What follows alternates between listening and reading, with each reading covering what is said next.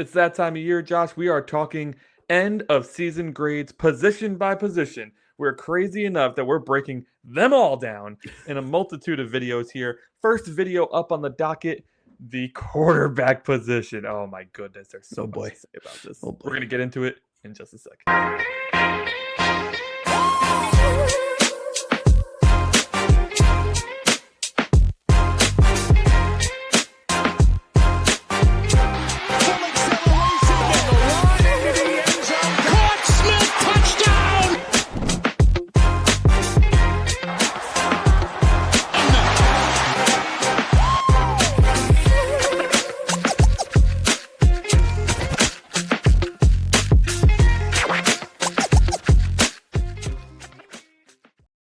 Ladies and gentlemen, welcome back to the 305 Gridiron. We are kicking off our end of season grades, and what better position to kick it off with than the quarterback position? Oh my God, a position of turmoil for the Miami Dolphins seemingly since the 2000 season when Dan Marino retired. Tua Tagovailoa coming into this season, hoping for a revitalization, hoping to patch things up with his disgruntled number one wide receiver Tyreek Hill, who at the end of the 2024 season had a lot of harsh words to say about not wanting to come back and yada yada yada yada yada. So we were very hopeful going into the season. Josh said, this would be a turnaround. These guys were embarrassed at the end of that year. They're going to come in strong and they're going to kick some ass. That did not happen. Yikes. Not at all. Yikes is the best way to describe this entire position room. Yeah, we did not get the Tua that we were hoping for. I'll just put it that way. Tua played 14 games this year. Quinn Ewers played in 4. He started 3. Zach Wilson played in 4. He started none. So those are the 3 quarterbacks that we will be talking about and giving grades to. We did sign Cam Miller at one point. He had a little bit of buzz for some reason, just because we're Dolphins fans and we need to buzz up every quarterback we potentially see. But yeah, so it's going to be Zach Wilson, Tua Tagovailoa, Quinn Ewers. Those are the 3 quarterbacks we're grading. You want to start at the bottom and work your way up, or you want to start at the top and work your way down? Let's work from the bottom up, from a grade standpoint, I presume.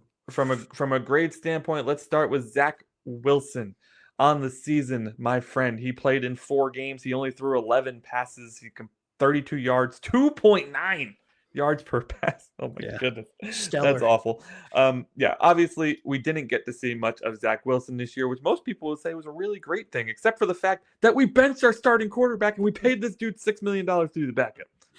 Yeah, and talk about the easiest $6 million someone's ever made. That's crazy. From a grade standpoint, I mean, this was easy. This was an F, a straight F for me. He did not beat out a 7th round rookie quarterback when Tua finally got benched. And just when he was in there, like to your point, he just wasn't productive. I don't know. I liked what we saw out of him coming out of was it Denver, I believe, is where we got him from. And probably where we'll go back to. Yeah, right. And it looked like there was some growth. It looked like there was some kind of mental and physical growth. Being under Sean Payton, who's a quarterback who's known as a quarterback whisperer. And the fact that he could not beat out Quinn Ewers for whatever reason, whether that was coaching wanted to see what Ewers was, he clearly didn't make a big enough impression to force the hand. And that's concerning. He's gone, I hope. And we'll see kind of what happens. But yeah, it was an F for me for Zach Wilson. I gave him an F as well. There's not much else I need to say about this. I was really hoping for one of those revitalization projects a la Sam Darnold and Baker Mayfield and insert name here. It just didn't happen. So let's move on. Perfect. Second in our list of rankings from the bottom to the top, it's got to be Tua. Tua Tagovailoa played in 14 games this year. He threw for 2,660 yards, 20 touchdowns, and second in the league in interceptions with 15. On top of that, he was sacked 30 times. A very forgettable season, Josh. Yeah, I mean, look, it's Tua. We all know we've beat this horse with a stick until it's a pulp. And unfortunately, Tua didn't pan out this year.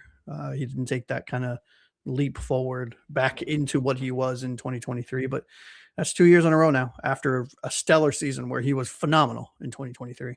It's 2 years of regression. This year was the worst quarterback play from him that I've seen as an NFL quarterback. He regressed clearly, like visually regressed in so many areas. And it was like struggling with the fundamental quarterback stuff that you learn in college and in high school. He Yeah. couldn't even do that stuff. So for me, from a grade standpoint, this also is an F. There isn't another grade, in my opinion, you can give what is your $53 million quarterback who got benched and is an emergency third quarterback. You know what I mean? Like, there's just no other grade. There's not, and that's why I gave him Yeah. an F2. I mean, it's going to cost us $99.7 million or $2 million, something like that, to cut him next year. Mhm. That could be spread out over 2 years. Who cares about the minutia of the contract at this point? It's almost $100 million down the drain, just to get rid of him. I know there are still Tua supporters out there, so I would like to give my condolences to you because I know that you're still holding on hope Yes. that Tua is going to return to his 2023 form. And I don't know how to put this nicely. You Don't. may need to open your eyes. Yeah. Because Josh and I have been Tua stands since day one. Mhm. You cannot watch what he did this year and think to yourself, that's a really good quarterback. He just needs some help around him.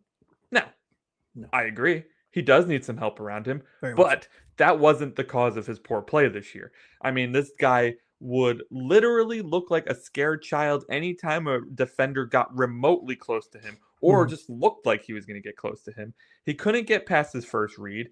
He just looked incredibly uncomfortable at Very. all times. Yeah. Whether he was running the ball, passing the ball, getting sacked, it didn't matter. In the media, we haven't talked about his media conversations in a while. Oh my Jesus. God, dude. Yikes. Dude, take the mic away from the man for goodness sake. I can't look at the body of work from this year. Remember, this is grades for just this year. Yes. Right. This isn't career grades. I can't look at the body of work this year. Mhm. Nearly leading the league in interceptions, behind only Geno Smith. For the Las Vegas Raiders, by the way, who have the first overall pick. Mhm. And just give him anything higher than an F. No, the problem with Tua is, and to your point of the stands that are still out there saying, "Oh, we just need to get him help." That's the problem with Tua, is you have to build a super team around him, like Right. we did in 2023 on both sides of the ball for Mhm. him to be successful.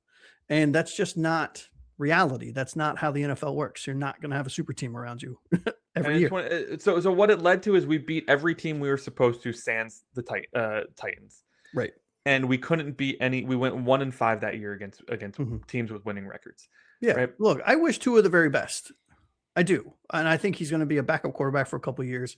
And hopefully for him, I could give two shits, but hopefully he gets another stab at a starting position somewhere. Yeah. Just not here, please. Just not here. It's a shame it's the end of another starting quarterback era.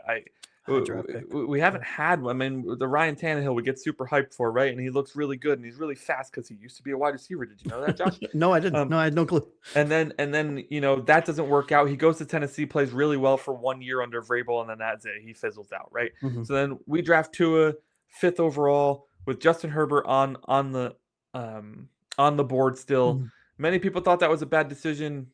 I was on the fence. I didn't think Herbert looked that good in college. Same. But he comes into the NFL and he's been lighting it up. He's been a very good quarterback. Mhm. I think some people overrate him still, but this Me isn't too. a conversation about Justin Herbert right now. If you're comparing Tua, should you have taken Tua? Should you have taken Justin? Clearly, we should have taken Justin. But at the time, there was a tank for Tua campaign. Tua was very highly touted. I just wish we would have looked at the hip injury closer because I fully believe that that derailed his entire career. Agreed 100%. All right, let's move on to our third and final quarterback in this conversation. None other than the mighty Quinn Ewers. He takes over for the final 3 games of the season. This man was a 7th-round pick, Josh, out of Texas. Neither of us liked him, but you got to give him some credit. You've said this multiple times on the show. He held off Arch Manning, right? The prodigal son, Arch Manning. Everybody talks about him who follows college football. Oh, my God, I can't wait till Arch Manning comes out, right? Holds him off. Honestly, if he would have came out in the draft last year, he would have been a 1st-round pick. Probably. Or in 2024, I mean. He would have been a 1st-round pick. He decides to play another year. He decides to stay in college, get his degree. Absolutely just train wrecks his value, and he gets drafted in the 7th round. So this year, Josh, he started 3 games. He played in 4.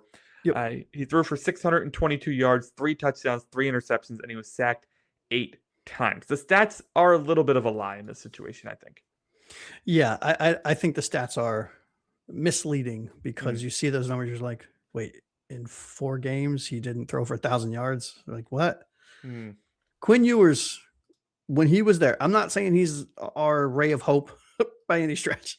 no. Not even close. Uh, but Quinn Ewers looked substantially better in the pocket when you in comparison to Tua, and Mhm. certainly in comparison to Zach Wilson. And you could see it in it when he was playing, when he was there starting. He constantly threw the ball deep and accurately when there was somebody in his face. He did not scramble. He did not take his eyes off of his reads. He did not, kind of run around like a chicken with his head cut off and get sacked and lose the ball 10 yards, behind the line of scrimmage. Mhm.